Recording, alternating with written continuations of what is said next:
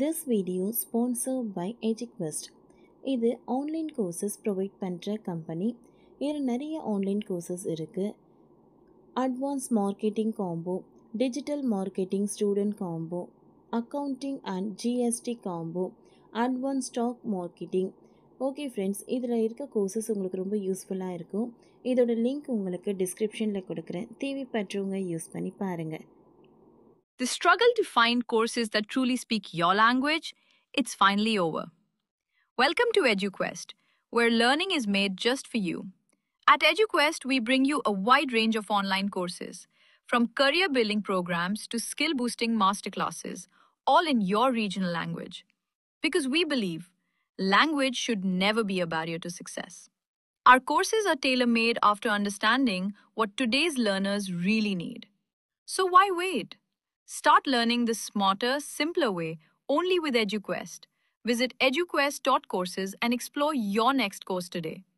And hey, don't miss out on our exciting offers and promotions. தடையை மீறி உணவகங்களில் மீண்டும் மயோனைஸ். உணவு பாதுகாப்புத்துறை எடுத்த அதிரடி முடிவு. பச்சை முட்டையை பயன்படுத்தி தயாரிக்கப்படும் மயோனைஸ்க்கு தடை விதிக்கப்பட்ட நிலையில் தடையை மீறி உணவகங்களில் மயோனைஸை வழங்கப்பட்டு வருவதாக புகார் எழுந்துள்ளது. இதை தடுக்க உணவு பாதுகாப்புத்துறை அதிரடி முடிவை எடுத்துள்ளது. மேலை நாட்டு உணவு வகைகளில் முக்கிய பங்கு வகிக்கிறது மயோனைஸ்.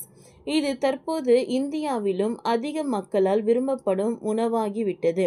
சிறுவர்கள் முதல் பெரியவர்கள் வரை அனைவரும் மயோனைஸை விரும்பி சாப்பிடுகின்றனர். பெரும்பாலும் மயோனைஸ் முட்டையை பயன்படுத்தி தயாரிக்கப்படுகிறது. தந்தூரி, கிரில், பாபிக்யூ, ஷவர்மா வகைகள், பொரித்த சிப்ஸ், பிரெஞ்ச் ஃப்ரைஸ் உள்ளிட்ட வகைகளுடன் மயோனைஸ் பயன்படுத்தப்படுகிறது. பச்சை முட்டையை பயன்படுத்தி தயாரிக்கப்படும் மயோனைஸ் தீங்கு விளைவிக்கும் பாக்டீரியாக்களால் மயோனைஸ் மாசுபடுதலால் முட்டையில் இருந்து தயாரிக்கப்படும் மயோனைஸ்க்கு ஓராண்டு தடை விதித்து தமிழ்நாடு அரசு உத்தரவிட்டது. உணவு பாதுகாப்பு மற்றும் தர நிர்ணயம் சட்டம்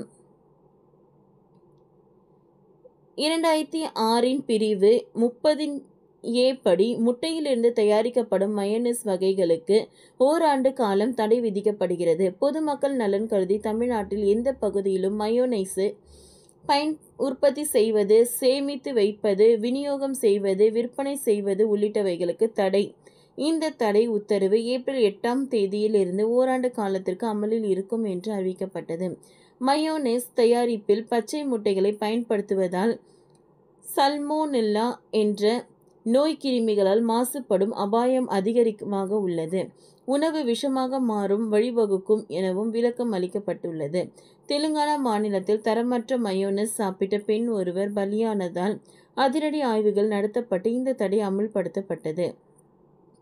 முட்டையை பயன்படுத்தி மயோனைஸ் தயாரிப்பதற்கும் விற்பனைக்கு ஓராண்டு தடை விதிக்கப்பட்ட நிலையில் தடையை மீறி ஒரு சில உணவகங்களில் மீண்டும் பச்சை முட்டையை கொண்டு தயாரிக்கப்படும் மயோனைஸ் பயன்படுத்துவதாக புகார் எழுந்துள்ளது.